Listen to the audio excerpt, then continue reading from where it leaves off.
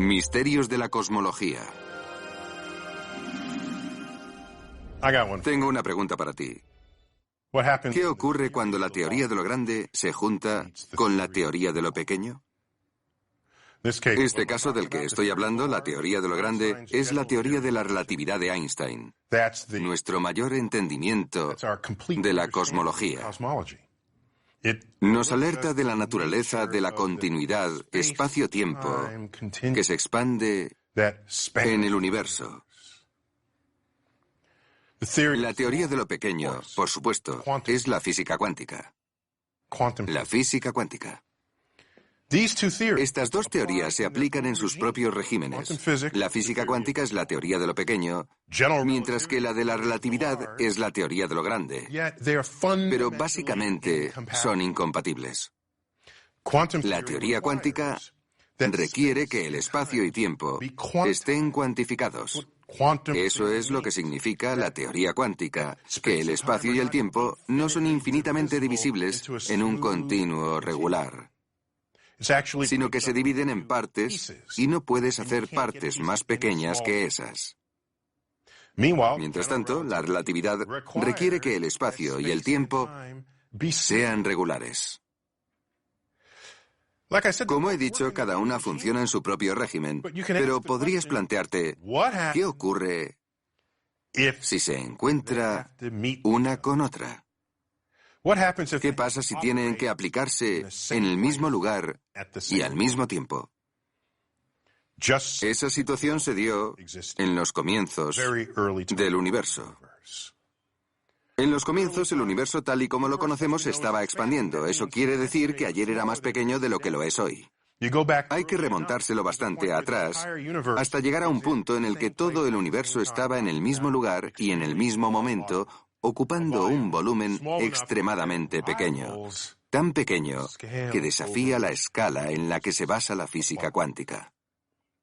El universo entero dentro del tamaño de un átomo. En esas condiciones, ¿con qué nos encontramos? Con un matrimonio forzoso entre estas dos teorías incompatibles. Y algo tenía que pasar, porque lo grande se convierte en pequeño. Bien. El esfuerzo por fusionar estas dos teorías, estas dos grandes formas de entender nuestro universo, constan de una parte del trabajo del que se ocupan los teóricos de cuerdas. Entre otras cosas, este es uno de los asuntos principales que les ocupan.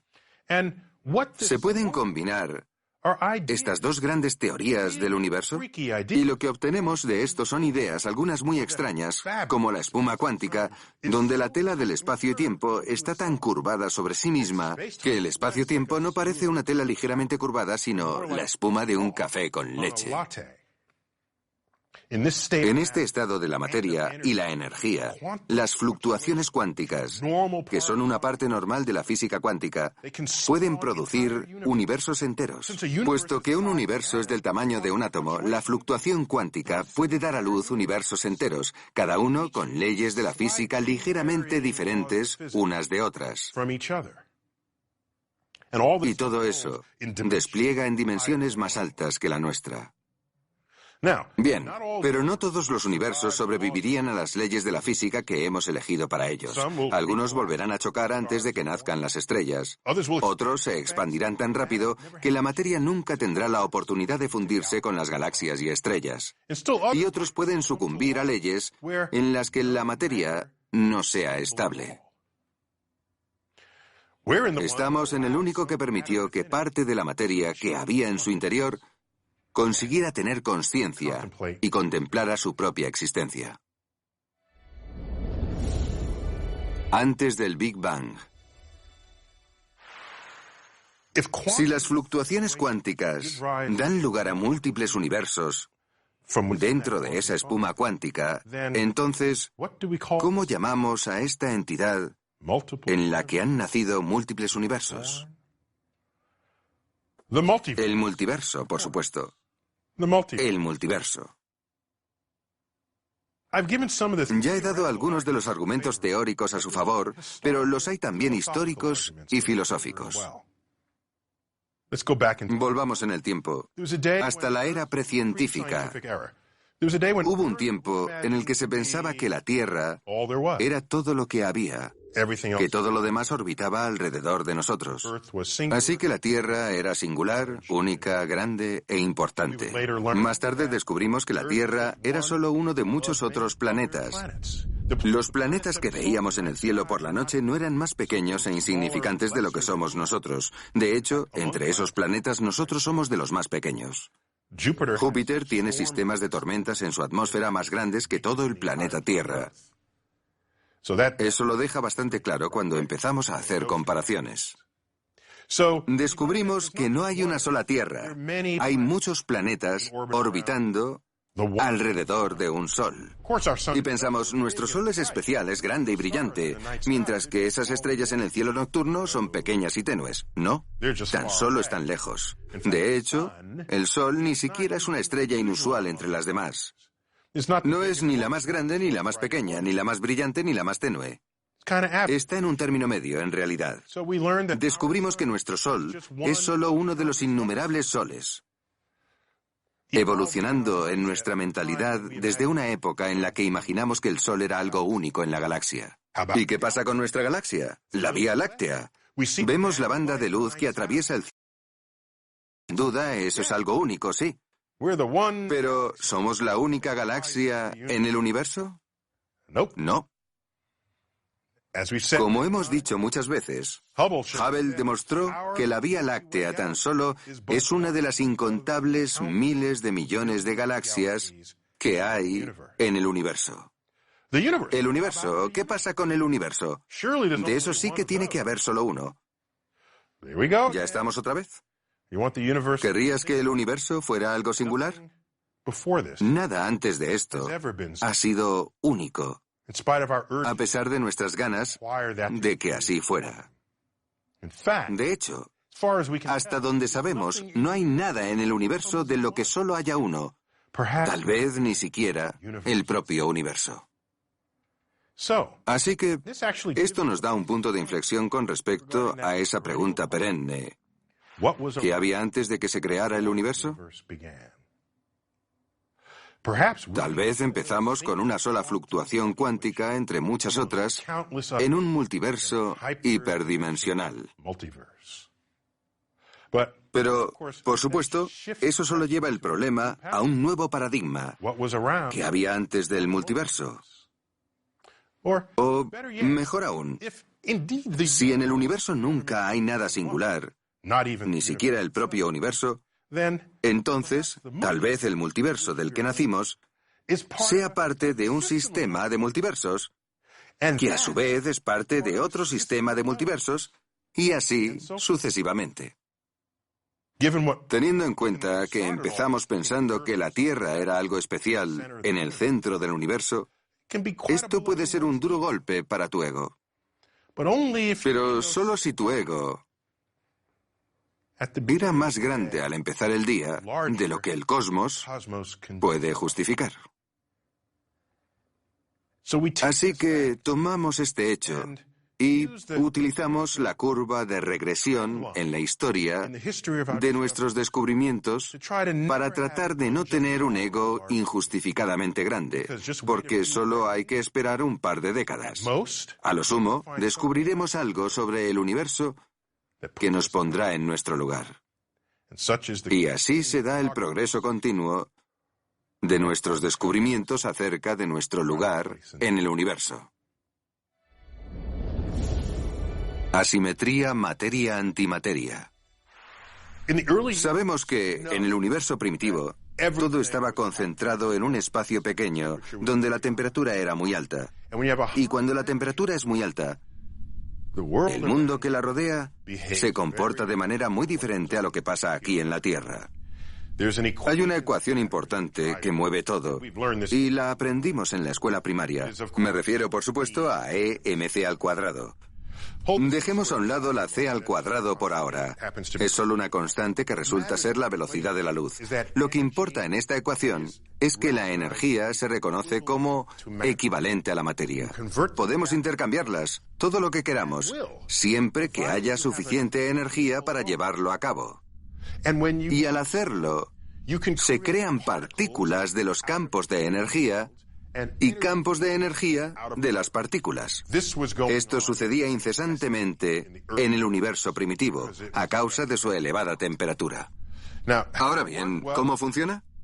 Bueno, la luz, allí donde la vemos, luz visible normalmente, no tiene la energía suficiente para crear partículas.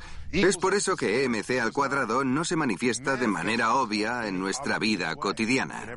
Pero en cambio, si nos bañaran rayos de luz no visibles, sino rayos X de alta energía o rayos gamma, que también son luz, porque los rayos X y los rayos gamma son una versión de alta energía de la luz visible, ¿vale? Ese tipo de luz sí tiene la energía suficiente para que las genere de forma espontánea. Puede crear partículas o electrones, por ejemplo. Ahora, aquí hay una simetría. La simetría es un concepto hermoso del universo. Lo que hemos descubierto es que si se toma la luz y se crea materia de ella, si convertimos la energía de la luz y la convertimos en materia, siempre creará pares de partículas. Si cogemos unos rayos X de alta energía, creará un electrón y el equivalente de antimateria al electrón, el positrón. Va a crearlos de forma espontánea, y estos saldrán despedidos en direcciones opuestas. Si volvemos a juntar esas dos partículas de nuevo, se aniquilan y se convierten en energía una vez más. Así se manifiesta mc² y así lo hizo constantemente en el universo primitivo. Es una especie de sopa de equilibrio de partículas que tuvo lugar entonces. Bien, esto es lo que sucedió. Cada vez que se crean partículas, vienen en pares. Cada vez que se aniquilan, desaparecen por completo.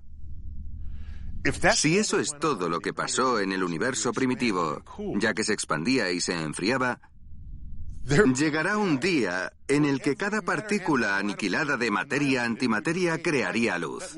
Esa luz se enfriaría, porque no tendría suficiente energía para crear las partículas de nuevo, y entonces el universo entero estaría lleno de luz y sin nada de materia, porque todo era simétrico.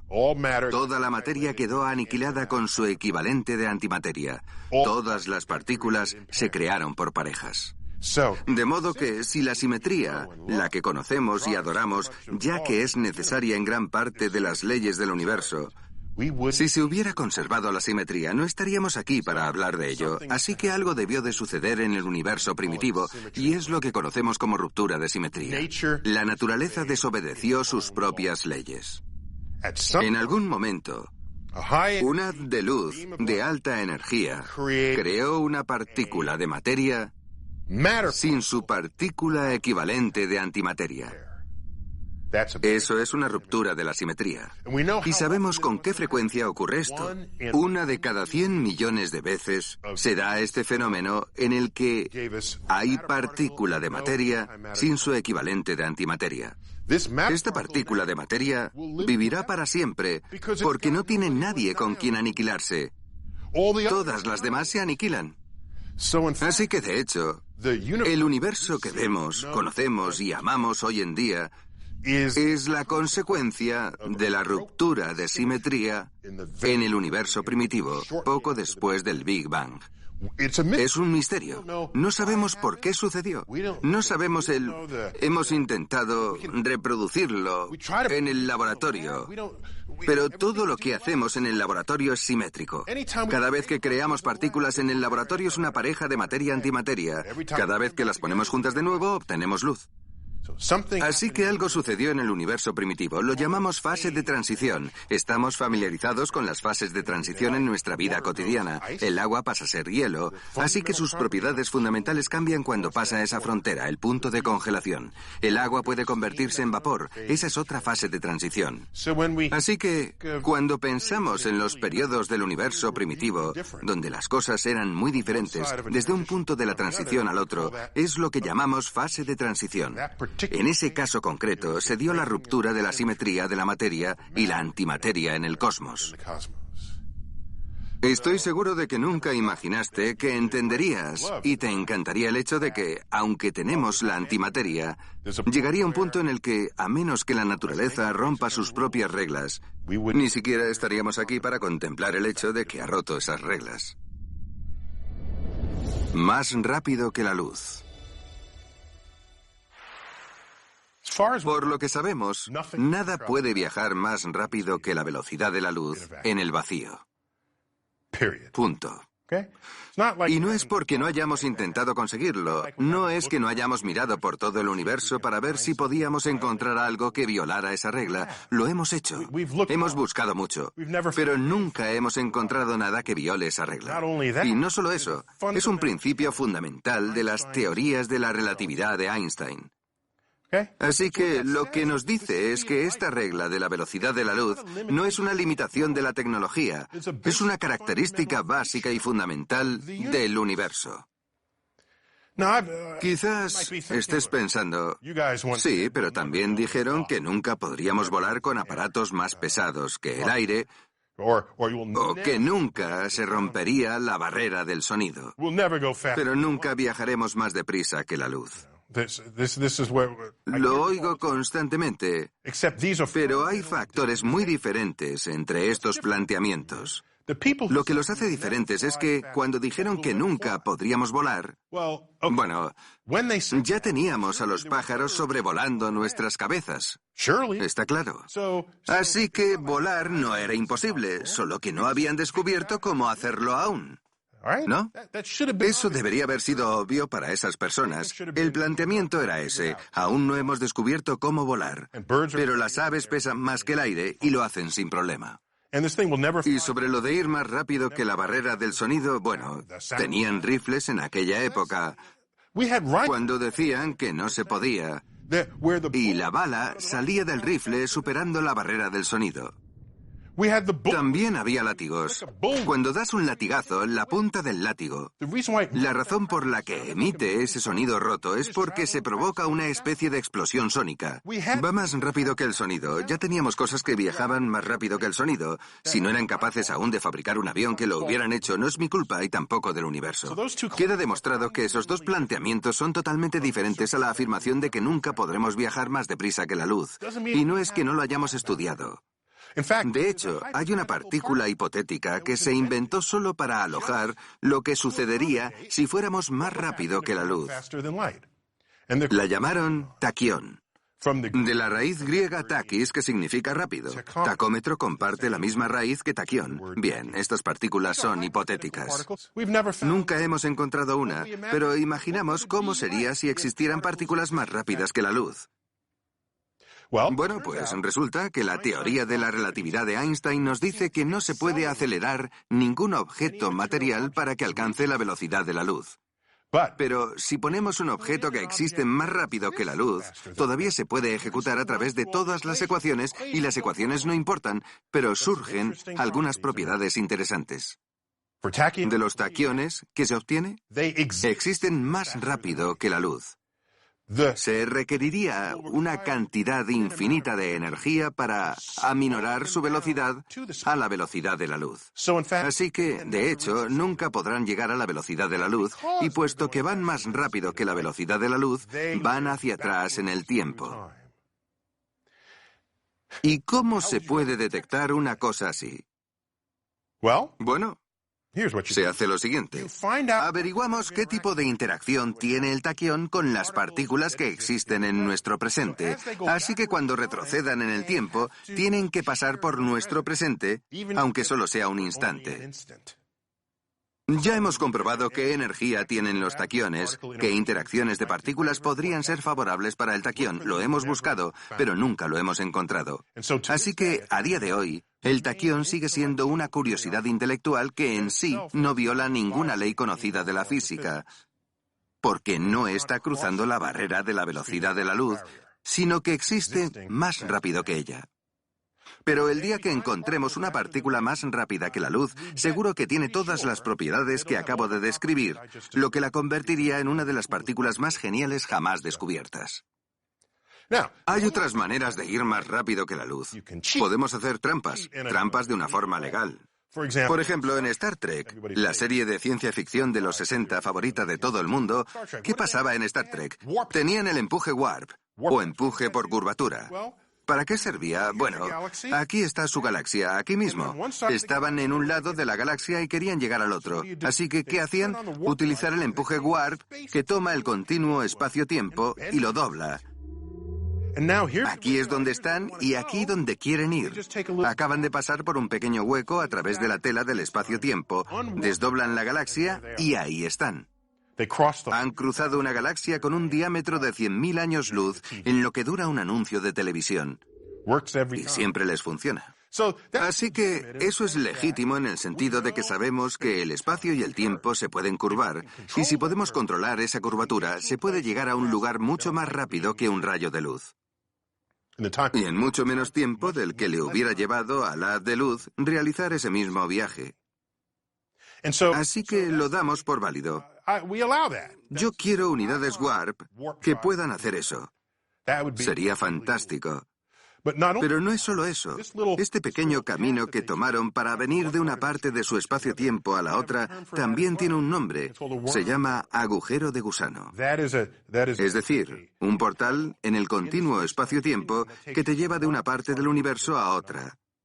Y cuanto más energía tengas, más se pueden curvar grandes secciones del universo para recorrer grandes distancias. Y me reafirmo en que si alguna vez vamos a viajar a las estrellas, si alguna vez vamos a cruzar la galaxia o visitar otra galaxia, tendrá que ser de alguna forma que explote los agujeros de gusano y la curvatura de la tela del espacio-tiempo. Tendrá que ser así. Porque nuestras naves espaciales más rápidas, si queremos dar un paseo en ellas hoy, tardarían 50.000 años en llegar a la estrella más cercana al Sol.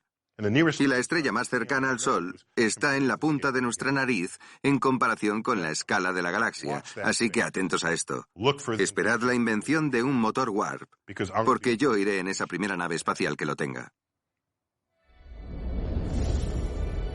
Destino a largo plazo del universo. ¿Alguna vez te has preguntado cuál es el destino a largo plazo del universo?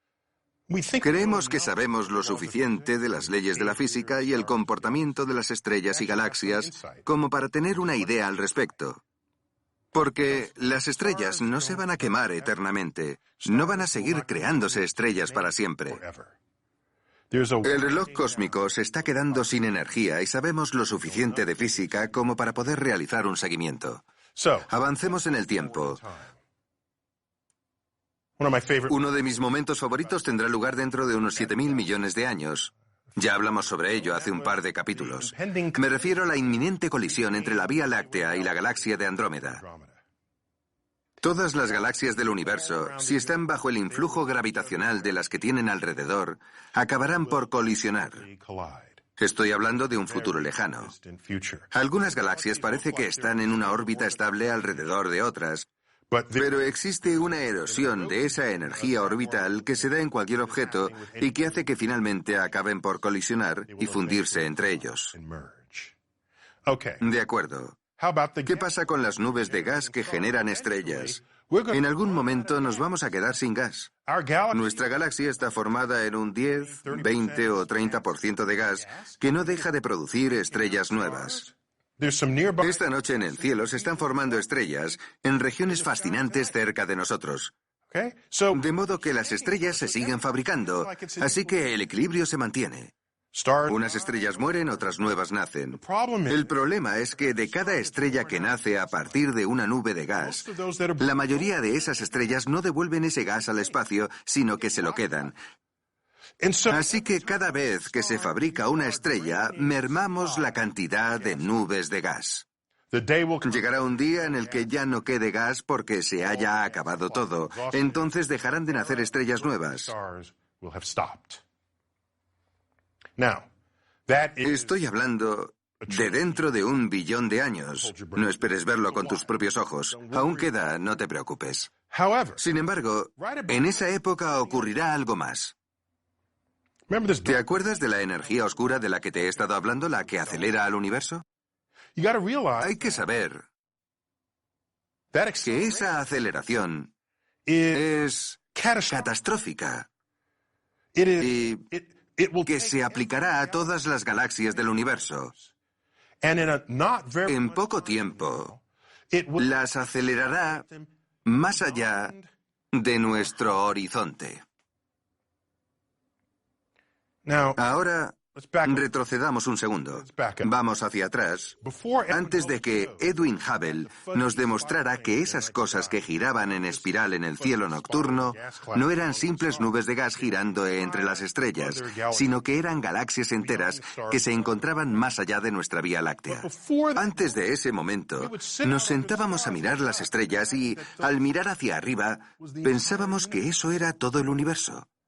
Eso era lo que se pensaba en aquella época. Fue cuando llegó Hubble cuando nos dimos cuenta de que eso eran otras galaxias.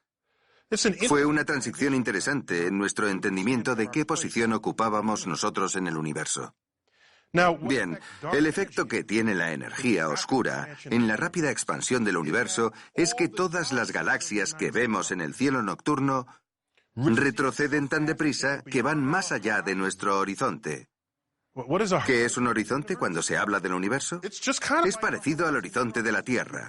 Cuando mandas un barco a alta mar y lo ves alejarse hacia el horizonte. ¿Pero acaso la Tierra se acaba allí? Sabes que no. Si avanzamos en esa dirección, veremos más porción de la Tierra. Pero llega un momento en el que ya no vemos más allá, y si el barco cruza ese umbral, desaparece de nuestra vista. Ese concepto del horizonte en el mar tiene mucho en común con nuestro horizonte tridimensional en el universo. Lo que ocurre es lo siguiente. A medida que estas galaxias se aceleran y van más allá de nuestro horizonte, hay un capítulo importante en la historia que se borra de las páginas de las verdades cósmicas. Sin galaxia en el cielo nocturno, cualquier civilización terrestre post-apocalíptica no sabrá nada de la historia cósmica del universo. Será el fin de la cosmología. Todo lo que sabemos del inicio del universo lo sabemos porque hemos estudiado las galaxias, no las estrellas, sino las galaxias. Y lo que ocurrirá en ese momento del universo futuro será que cualquier persona de la Tierra o de cualquier galaxia, cuando mire al cielo nocturno, verá lo mismo que veíamos nosotros antes de Hubble, con la diferencia de que por aquel entonces pensábamos que las estrellas que había en el cielo nocturno eran todo el universo, cuando no era así. Mientras que en nuestro futuro, las estrellas que veamos en el cielo de nuestra galaxia será todo lo que quede del universo. No habrá más galaxias que observar.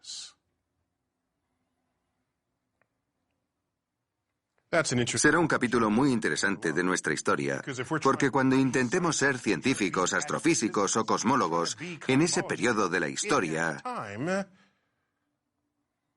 habrá un capítulo del que no tendremos constancia. Habrá un trozo del universo al que no podremos acceder, por lo que no existirá la cosmología. Luego seguiré hablando de eso. Ahora continuemos con la evolución del universo. Bien, en un futuro, cuando dejen de nacer estrellas nuevas, las que ya existen acabarán extinguiéndose una a una. Se apagarán en el cielo nocturno. El cielo se volverá cada vez más oscuro. La teoría nos dice que el protón acabará por descomponerse. La estructura de la materia se descompondrá en partículas más ligeras. Y eso es malo. Es malo para la materia. Pero es lo que acabará ocurriendo. Estoy hablando de dentro de 10 elevado a 33 años, dentro de mucho tiempo, en un universo muy alejado en el tiempo del nuestro. Eso lo tenemos claro. Bien. Sigamos avanzando en el futuro. Las órbitas de las galaxias se detendrán. De hecho, giran cada vez más despacio hasta que un día dejarán de girar y se amontonarán en el gran agujero negro central que se encuentra en medio de todas las galaxias que existen. De modo que las galaxias perderán sus estrellas, puesto que los núcleos de las estrellas, que se han ido poco a poco apagando, se dirigirán a los agujeros negros de sus galaxias. Entonces habrá un mar de agujeros negros por todo el universo. Esos agujeros negros, con el tiempo, se evaporarán debido a la radiación Hawking. Se evaporarán, pero tardan 10 elevado a 100 años en hacerlo. Eso es un Google de años. Google. G-U-G-O-L. Se escribe así. No tiene nada que ver con el famoso buscador. Los matemáticos inventaron esa palabra antes. Y luego, ¿qué pasará? Los agujeros negros se evaporan, las estrellas desaparecen, el universo es un lugar oscuro que sigue expandiéndose y enfriándose, convirtiéndose lentamente en una absoluta nada, acercándose cada vez más a un enfriamiento eterno. Esto nos demuestra que no, el universo no acabará en una explosión de fuego, sino en hielo. Bien. Volvamos al cielo nocturno en el que no se podrán ver más galaxias. Una de las cosas que me mantiene despierto por la noche es pensar en la posibilidad de que estemos en un momento de la historia cósmica en el que ya haya habido capítulos anteriores que han sido borrados. Me lo pregunto a diario. Sé que en el futuro no existirá la cosmología porque no habrá galaxias. ¿Hay algo que existió con anterioridad pero que actualmente no podamos ver? ¿Y estemos intentando descifrar el universo sin un capítulo muy importante? No tenemos el libro de instrucciones ni el índice. Nos falta saber lo esencial de cómo funciona el universo. Porque si realmente nos faltaran datos sobre el origen del universo, entonces estamos dando palos de ciego, pensando ilusamente que tenemos total acceso a los misterios del universo. Queremos datos, necesitamos datos, son vitales para conocer cómo opera la naturaleza. De modo que me pregunto, solo conocemos el 4% del universo. Del resto no tenemos ni idea. ¿Esa enorme ignorancia es debida a que nos falta un capítulo importante de la historia cósmica? ¿O es simplemente un misterio que se resolverá con la llegada de un nuevo Newton o un nuevo Einstein? O, tal vez, para nuestra desgracia, el intelecto humano es insuficiente para contestar a todas las preguntas que nos atrevemos a plantear.